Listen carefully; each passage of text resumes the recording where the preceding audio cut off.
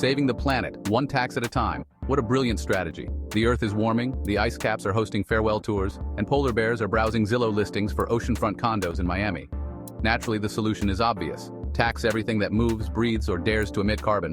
Why didn't we think of this sooner? Forget decades of dire warnings and inaction. All we needed was a way to slap price tags on human existence.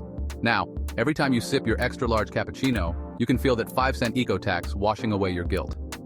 You're not just drinking coffee, you're saving the planet, one overpriced latte at a time. Breathing, thankfully, is still free, but you might want to enjoy it while it lasts. The Air Quality Monetization Act of 2035 is probably right around the corner. Let's talk about the carbon tax, the piece de resistance of climate policy. Pollute less by paying more is the mantra. Though in practice, it's more like pay more, stay poor, and still pollute because fossil fuels are baked into every aspect of modern life. It's a beautiful system if you think about it, paying penance for sins you can't avoid committing. Then there are the plastic bag bans, those noble gestures of environmental consciousness. They force you to buy reusable bags you'll inevitably forget at home and replace with new reusable bags, creating a pantry graveyard of eco-friendly fabric totes. And of course, we can't forget fuel taxes. Nothing screams luxury like driving to your minimum wage job and paying extra for the privilege of existing in a society built around cars. Meanwhile, the airline industry, the sky's very own bonfire, gets a free pass because, apparently, flying to your beach vacation is a sacred right. Jet fuel emissions? Don't worry about it. Just focus on your gas-powered commute to the office. With all these taxes, we must be making incredible progress, right? Surely the polar bears are abandoning their condo searches and glaciers are finally taking a break from their crash diets. Oh wait, none of that is happening. The planet is still warming, the ice caps are still melting, and the polar bears are probably signing up for swimming lessons. It's almost as if these well-intentioned but ultimately useless measures are designed to pad government coffers rather than address the root causes of climate change. Root causes? What are those? It's much easier to charge you for using a straw than to overhaul global infrastructure or hold large polluters accountable.